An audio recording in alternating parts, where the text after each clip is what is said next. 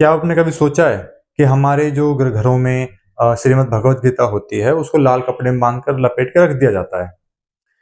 ऐसा क्यों होता है? ऐसा इसलिए है क्योंकि लोगों ने ऐसे ग्रंथों को एक चीज़ मान रखा है। उसमें अष्टावक्र गीता, संतों की साखियाँ, उनके दोहे, उनको लोगों ने वस्तु मान लिया। ऐसी चीज़ मान लिया कि जैसे हमारी तो पाठ्यक्रम की पुस्तकें हैं हिंदी, इंग्लिश, मैथ वगैरह की, जिनको याद कर लो, रट लो, लोगों को सुना दीजिए। भाई हमने समझ लिया। ऐसा नहीं है। तो क्या है ऐसे ग्रंथ? क्या है भगवत गीता? जैसे रोशनी को नहीं देखा जाता, रोशनी के माध्यम से चीजों को देखा जाता है, ऐसे ही गीता के माध्यम से अहंकार को देखा जाता है।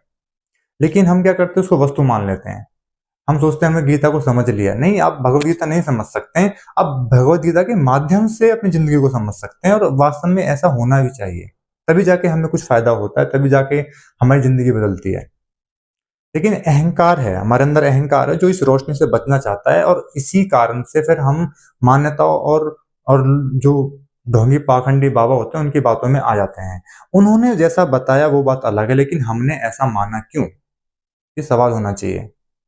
और इसका जवाब ये होता है क्योंकि हम रोशनी से बचना चाहते हैं, क्योंकि रोशनी हमें गला देती है, हमारे अहंकार को गलाती है।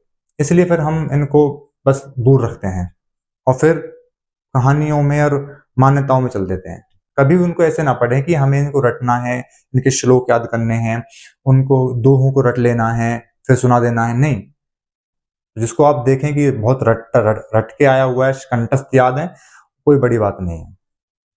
आवश्यक हो सकता है, पर पर्याप्त नहीं है।